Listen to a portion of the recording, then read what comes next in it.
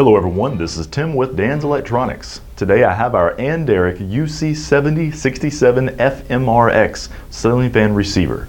Now this replaces the Harbor Breeze and Hampton Bay ceiling fan receivers that have these correct wires on it that goes with your remote control. When you install this product, you want to make sure that you set the 4 switches on this receiver to match the receiver that you took out of the fan.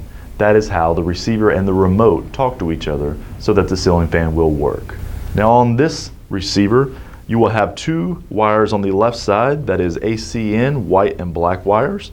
And on the right side, you will have a to the motor white and black wire and a for the light blue wire. The wire on the bottom is going to be the antenna for the remote control. If you would like to make the order for this product, just give us a call toll free at 1-855-736-6683 and our friendly staff will be glad to help you. Or as always, log on to danselectronics.com and you can make the order there.